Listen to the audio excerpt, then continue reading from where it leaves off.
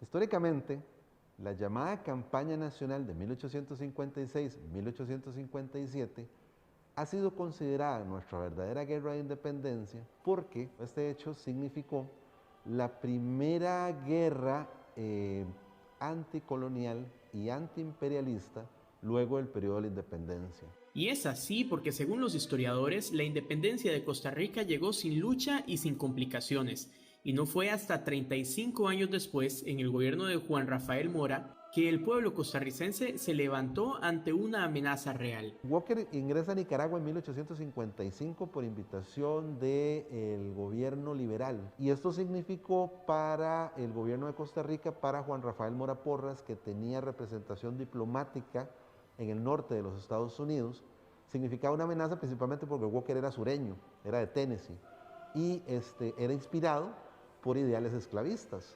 9.000 hombres conformaban la fuerza del ejército costarricense, la llamada milicia. Sin embargo, eso sería hasta unos meses después. Convoca al ejército costarricense en noviembre de 1855.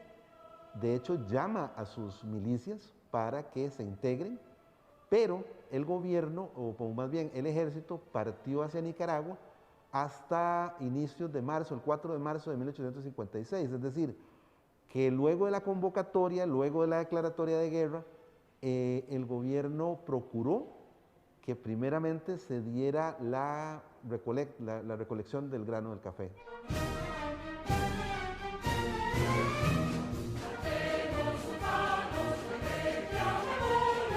En el Museo Juan Santamaría usted podrá encontrar maquetas donde explican cómo fue ese caminar del ejército tico hasta llegar a la primera batalla, la de Santa Rosa. El combate de Santa Rosa se prolongó durante 14 minutos. Fue dirigido, encabezado por el hermano del presidente, José Joaquín Mora Porras. De hecho, él fue el que estaba siempre con la batalla. Él estuvo a cargo del combate, él aplicó una estrategia de pinzas, una estrategia tenaza, se le conoce así, que era la misma estrategia militar que siguieron los ejércitos de Napoleón Bonaparte, porque José Joaquín se formó o tuvo su instrucción militar, la tuvo en Francia.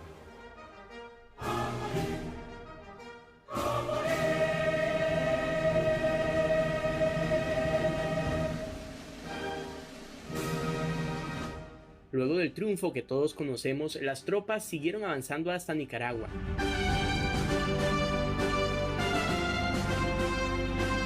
Y acá es a donde destacó la figura de Juan Santamaría. Se ha discutido mucho que si la figura de Juan Santamaría existió o no, o sea, es un dato realmente irrelevante por su valor simbólico.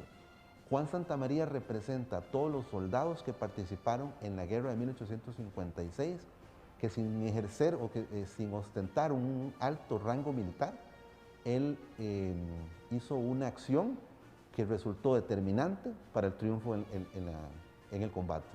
Por esta razón es que a partir de finales del siglo XIX, la figura de Juan Santamaría se representa como el héroe nacional por excelencia. Pero no todo terminó ahí. De hecho, hay una batalla adicional que pocas personas conocen.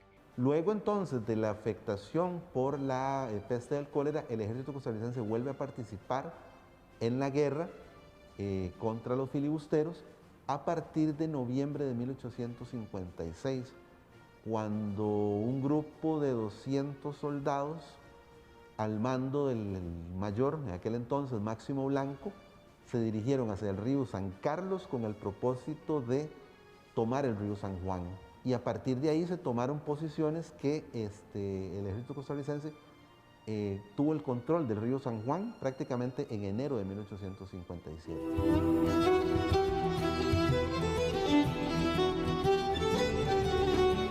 Y se preguntarán, ¿qué se hizo William Walker? Walker se vio debilitada su posición y se vio en la obligación de rendirse el 1 de mayo de 1857. De hecho, el 1 de mayo es feriado en Costa Rica desde 1858, precisamente para conmemorar esta rendición de Walker. Walker intentó en 3 ocasiones más ingresar a territorio centroamericano, hasta que fue capturado en el puerto de Trujillo, en Honduras, en 1860, y fue fusilado un 12 de septiembre de 1860.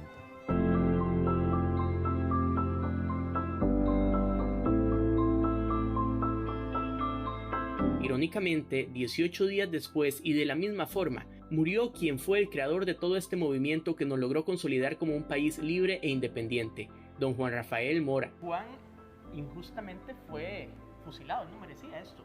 Para mí fue un magnicidio, fue un crimen político.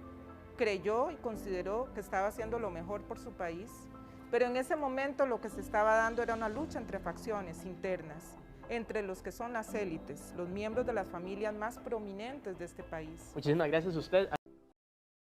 El presidente de la República, Jesús Jiménez Zamora, aprueba la Constitución que incluye el famoso proyecto Castro Madrid, Bolio Llorente, que establece en nuestro país la enseñanza primaria pública gratuita y obligatoria.